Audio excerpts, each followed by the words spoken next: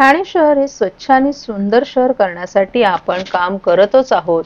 आता हे हरित शहर म्हणूनही प्रसिद्ध व्हायला हवं. त्यात सगळ्यांनी सहभाग घ्यावा. विशेषतः ठाण्यातील सर्व विद्यार्थ्यांनी किमान एक झाड लावावा आणि त्याची काळजी घ्यावी.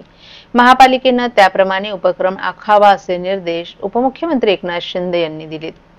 ठाणे महापालिकेच्या वतीनं कॅडबरी जंक्शन नजीक रेमंड कंपनीच्या मैदानात आयोजित करण्यात आलेल्या 14व्या झाडे, फुले, फळे, भाजीपाला यांचा समावेश असलेल्या वृक्षवल्ली 2025चं उद्घाटन उपमुख्यमंत्री एकनाथ शिंदे यांच्या हस्ते करण्यात आलं.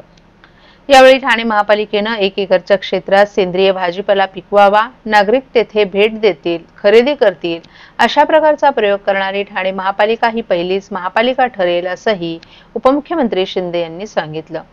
यावेळी व्यासपीठावर महापालिका आयुक्त सौरभराव, माजी महापौर मीनाक्षी शिंदे, माजी नगरसेविका नम्रता भोसले, अतिरिक्त आयुक्त संदीप माळवी, अतिरिक्त आयुक्त प्रशांत रोडे, उपायुक्त मधुकर बोडके, वरिष्ठ उद्यान अधीक्षक केदार पाटील आदीही उपस्थित होते. या प्रदर्शनाचं उद्घाटन केल्यावर उपमुख्यमंत्री एकनाथ शिंदे यांनी प्रदर्शनातील सजावट, झाडे, फुले यांची पाहणी केली. खास वातानुकूलित कक्षातील विशेष रोपं आणि फुलं यालाही त्यांनी भेट दिली. भात शेती, गावातील घराची प्रतिकृती, भाजीपाला विभाग, औषधी वनस्पती विभाग, विद्यार्थ्यांनी काढलेली चित्र, विविध प्रकारचे स्टॉल्स यांचीही त्यांनी पाहणी केली. निसर्गाचं संवर्धन करायचं असेल तर आपण मोठ्या प्रमाणात वृक्ष लागवड केली पाहिजे. ठाणे महापालिकेनं गेल्या वर्षी मुख्यमंत्री हरित अभियानात 1.5 लाख झाडं लावली. यावर्षी ती संख्या 2 लाखावर न्यावी. पुढील वर्षी आणखीन वाढवावी असंही उपमुख्यमंत्री एकनाथ शिंदे यांनी स्पष्ट केलं. बांबू लागवड, ऑक्सिजन पार्कचा विकास, तलावांचं सुशोभीकरण यावरही महापालिका लक्ष देत आहे. जोगीला तलाव पूर्ववत करण्याचं काम 70% झाले, तर उर्वरित काम लवकर पूर्ण करून भरावाखाली गेलेला तलाव पूर्ववत करण्याचं मोठं काम होणार असल्याचंही त्यांनी सांगितलं. यंदाचं प्रदर्शन हे जैवविविधतेचे सप्तरंग या संकल्पनेवर आधारित असून या प्रदर्शनात सुमारे 200 प्रजातींची फुलझाडं, फळांची रोपटी, रंगीबेरंगी फुले आणि पाने असलेली झाडं, औषधी वनस्पती आदी मिळून सुमारे 5000 रोपांचा समावेश आहे. सुमारे 90 संस्थांनी आकर्षक पुष्परचना, निसर्गाशी निगडीत देखावे, फुलपाखरांची छायाचित्र यामधून नागरिकांच्या मनोरंजनासह ज्ञानात भर पाडणाऱ्या देखाव्यांची मेजवानी सादर केली आहे. या प्रदर्शनामध्ये कुंड्यांमधील शोभिवंत पानांची झाडं, कुंड्यातील शोभिवंत फुलझाडं, वामन वृक्ष, आमरी, कुंडीतील वृक्ष, हंगामी फुले, दांडीसह इतर असे एकूण 30 विभाग आणि पोट विभाग आहेत. तसंच यावर्षी लाईव्ह नेचर पेंटिंग तज्ज्ञाच्या साहाय्यानं वृक्षांवर यंत्रांच्या मदतीनं रोहण करण्याचं प्रात्यक्षिक हेरिटेज ट्री ट्रेल ही प्रमुख आकर्षणं नागरिकांना अनुभवता येणार आहेत. या प्रदर्शनात उद्यानविषयक वस्तूंच्या विक्रीसह बांबूंपासून बनवलेल्या वस्तू, नैसर्गिक खतांचा वापर करून उत्पादित भाज्या, हायड्रोपोनिक्स तंत्रज्ञान आदी 40 दालनांचा समावेश आहे.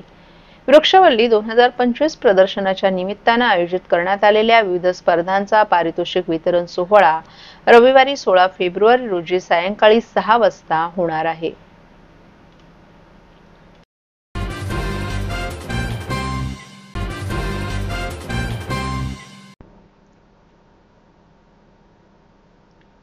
परिवहन मंत्री प्रताप सरनाईक यांनी रिक्षा चालकांसाठी मोठी घोषणा केली आहे. आता 65 वर्षांवरील रिक्षा चालकांना 10,000 रुपयांचं अनुदान देण्यात येणार आहे. मुंबईमध्ये आनंद दिघे महामंडळाची बैठक पार पडली. या बैठकीत या निर्णयाची घोषणा करण्यात आली. राज्यातील 1 लाखापेक्षा अधिक रिक्षा चालकांना याचा फायदा होणार आहे, परंतु हे अनुदान एकदाच देणार असल्याचं परिवहन मंत्री प्रताप सरनाईक यांनी स्पष्ट केले. तसंच 5 वर्षांपूर्वीची नोंदणी असलेले 65 वर्षांच्या पुढील रिक्षा चालक या अनुदानास पात्र असतील असंही स्पष्ट करण्यात आले. आनंद दिघे महामंडळाच्या बैठकीत बोलताना परिवहन मंत्री प्रताप सरनाईक यांनी आम्ही कल्याणकारी मंडळ निर्माण केलं असून या मंडळाच्या माध्यमातून जे आदर्श रिक्षा चालक आहेत त्यांना आम्ही पुरस्कार देणार असल्याचंही सांगितलं. 5 वर्षांपूर्वीची नोंदणी असलेले 65 वर्षांच्या वरील जे काही रिक्षा चालक आहेत त्यांना आम्ही प्रत्येकी 10,000 रुपयांचं अनुदान देणार आहोत. आजच्या घडीला राज्यात 14,387 रिक्षा चालक हे 65 वर्षांवरील असून त्यांना यावर्षी आम्ही 10,000ची रक्कम देणार असल्याचंही त्यांनी स्पष्ट केलंय. माजी मुख्यमंत्री आणि शिवसेना पक्षाचे मुख्य नेते एकनाथ शिंदे यांनी दिघे यांच्या नावानं मंडळ स्थापन केल्याचंही सरनाईक यांनी सांगितलं. धर्मवीर आनंद दिघे साहेब Maharashtra auto rickshaw meters taxi चालक कल्याणकारी महामंडळ असं त्याचं नाव असणार आहे। या महामंडळासाठी 50 कोटी रुपयांची भरघोस तरतूदही करण्यात आली आहे। 27 जानेवारी हा वर्धापन दिन असेल। या लोगोचं प्रकाशन 1 मार्च रोजी करण्यात येणार आहे। या महामंडळाचं ठाण्यात मुख्य कार्यालय असणार असून परिवहन मुख्य कार्यालयात भूमिपूजन मुख्यमंत्री आणि उपमुख्यमंत्री यांच्या हस्ते उद्घाटन होईल। राज्यातील 1 लाखांपेक्षा रिक्षा चालकांना याचा फायदा होईल। त्यांच्यासाठी वेगळी बँक निर्माण करण्याचाही मानस आहे। याचे अधिकार जिल्हाधिकाऱ्यांना देण्यात येणार आहेत। मंडळाचे 500 रुपये भरून सभासद सदस्य होण्यासाठी भरावे लागतील। वर्षाला 300 रुपये फी द्यावी लागेल। बोगस रिक्षा चालकांवर कठोर कारवाई केली जाईल। सर्वांनी नोंदणी केली तर 67 कोटी रुपयांपेक्षा अधिक पैसे येतील असंही प्रताप सरनाईक यांनी सांगितले।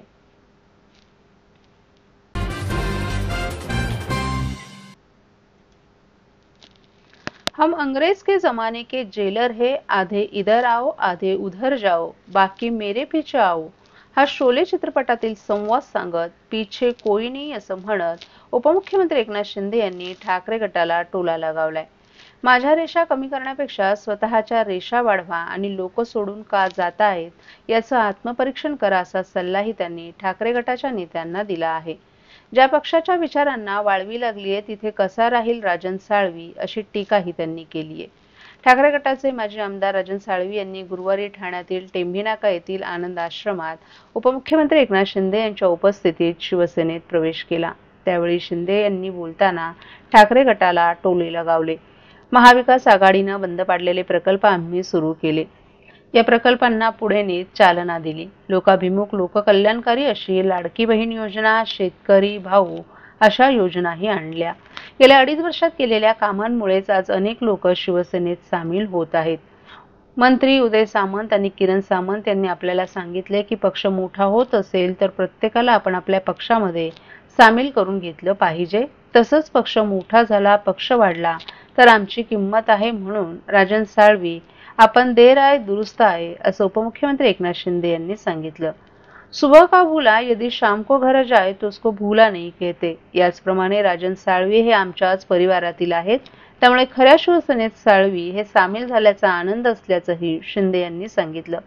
कोणतीही अट न ठेवता शिवसेनेचं काम करायचं एवढीच भावना साळवी यांनी बोलून दाखवली। परंतु या पक्षामध्ये जो काम करेल तो पुढे जाईल असंही शिंदे यांनी सांगितलं। ज्या पक्षाच्या विचारांना वाळवी लागलीये तिथे कसा राहील राजन साळवी अशी टीकाही त्यांनी केली। दिल्लीमध्ये महापराक्रमी महादजी शिंदे राष्ट्रगौरव हा पुरस्कार आपल्याला शरद पवार यांच्या हस्ते मिळाला। तिथे महादजी शिंदे यांचे वंशज केंद्रीय मंत्री ज्योतिरादित्य शिंदे हे उपस्थित होते। एका मराठी माणसाला मराठी माणसानं पुरस्कार दिला याचा अभिमान झाला पाहिजे होता। परंतु किती जळणार, किती जळफळाट होणार, किती शिव्याशाप देणार। तुम्ही माझी रेष कापण्यापेक्षा तुमची रेष वाढवा आणि त्यासाठी लोकांमध्ये जा, कारण घरी बसलेल्या लोकांना लोक स्वीकारत नाहीत हे विधानसभेच्या निवडणुकीनं दाखवून दिले। माझी रेष ही जनसेवेची आहे असा टोलाही शिंदे यांनी यावेळी लगावला।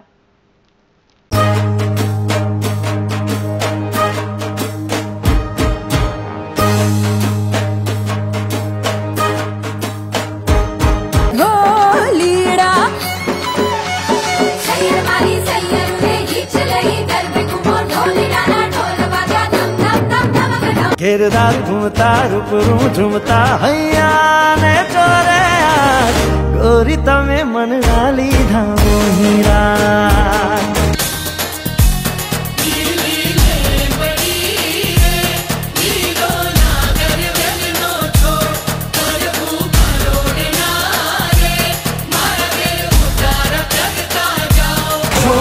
तारा ओए छबीला तारा ओरे रंगीला तारा रंग बेर जुए तारी बात रे।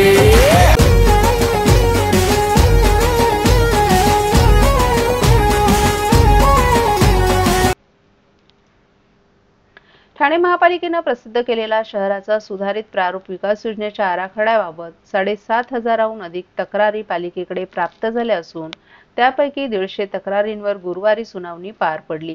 यामध्ये अनेक ठिकाणी प्रस्तावित करण्यात आलेलं आरक्षण रद्द करण्याचा सूर तक्रारदारांनी लावला।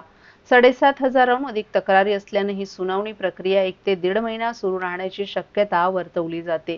विधानसभा निवडणूक आचारसंहितेच्या 2 दिवस आधी ठाणे महापालिका प्रशासनानं प्रसिद्ध केलेला शहराचा सुधारित प्रारूप विकास योजनेचा आराखडा प्रसिद्ध केला होता। या आराखड्यामध्ये वाहतूक कोंडी सोडवणं, शैक्षणिक दर्जा सुधारण्यासाठी उच्च तंत्र शिक्षण, डिजिटल विद्यापीठ, वैद्यकीय शिक्षण, आरोग्य, institute of chemical technology, all India institute of medical science सुविधा यांच्यासह आध्यात्मिक सुविधा केंद्र आणि इतर सुविधा उपलब्ध करून देण्याचा निर्णय पालिका प्रशासनानं घेतलाय। वॉटरफ्रंट, अर्बन फॉरेस्ट पार्क, सांस्कृतिक केंद्र, science park, snow park, viewing gallery, exhibition centre, आध्यात्मिक सुविधा केंद्र यांच्यासह इतर महत्त्वाच्या बाबींचा यात समावेश करण्यात आलाय। या आराखड्याबाबत 7,500हून अधिक तक्रारी पालिकेकडे प्राप्त झाल्यात। या तक्रारींवर गुरुवारपासून सुनावणी घेण्यास सुरुवात झाली आहे। टप्प्याटप्प्याने ही सुनावणी घेतली जात आहे। पहिल्याच दिवशी 150 तक्रारींवर सुनावणी पार पडली। यामध्ये तक्रारदारांचं म्हणणं पालिका प्रशासनाकडून ऐकून घेण्यात आलं। यामध्ये प्रामुख्याने आरक्षण, फेरबदल आणि रस्ता रुंदीकरण याबाबत नोंदवलेल्या तक्रारींचाही समावेश होता। अनेक ठिकाणी प्रस्तावित करण्यात आलेल्या आरक्षणास तक्रारदारांनी विरोध करत तो रद्द करण्याचाही सूर लावला। 7,500हून अधिक तक्रारी असल्याने ही सुनावणी प्रक्रिया 1 ते 1.5 महिना सुरू राहण्याची शक्यताही वर्तवली जात आहे।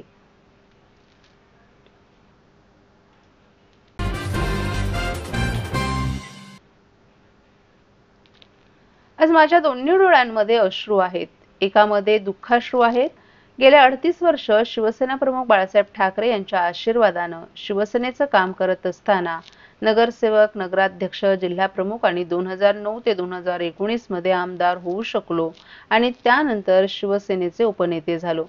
सर्वसामान्य कुटुंबातील सदस्य इतक्या मोठ्या पदावर पोहोचलो, तो पक्ष आज मला मागे सोडून नव्या प्रवाहात यावं लागत आहे।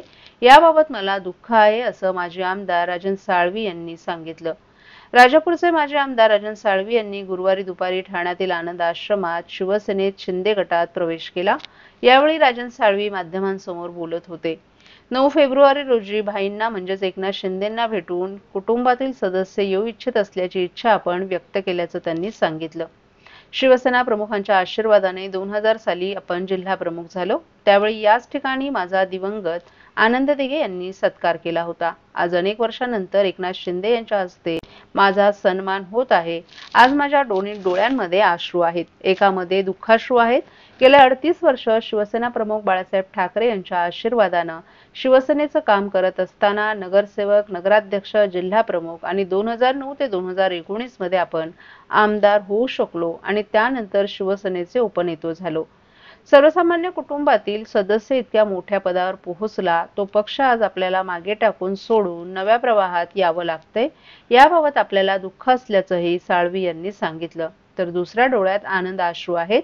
कुटुंबातील सदस्य म्हणून एकनाथ शिंदे यांनी आपल्यावर प्रेम केलंय, असंही स्पष्टीकरण त्यांनी यावेळी दिलं।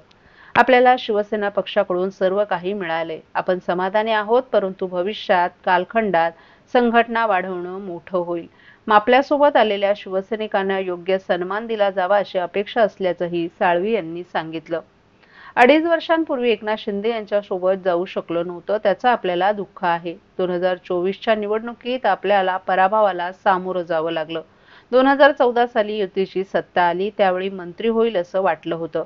त्यावेळी एकनाथ शिंदे यांनी उद्धव ठाकरे यांच्याकडे आपली शिफारसही केली होती, परंतु आपण मंत्री होऊ शकलो नव्हतो। शिवसेनेचे नेते विनायक राऊत यांनी यावेळी दीपक केसरकर यांना मंत्री केलं। 2019च्या निवडणुकीत आपण पुन्हा मंत्री होऊ असं वाटलं होतं, त्यावेळी उदय सामंत मंत्री झाले। 2024च्या निवडणुकीतही सत्ता परिवर्तन होऊन महाविकास आघाडीची सत्ता येणार असं वाटलं होतं, परंतु नियतीच्या मनात वेगळं होतं। 2024चा पराभव आपल्या जुवारी लागलाय। सिंधुदुर्ग जिल्ह्यात विनायक राऊत यांना आम्ही खासदार केलं, त्याच विनायक राऊत यांनी किरण सामंत यांचं काम केलं असा आरोप देखील त्यांनी राऊत यांच्यावर यावेळी केला।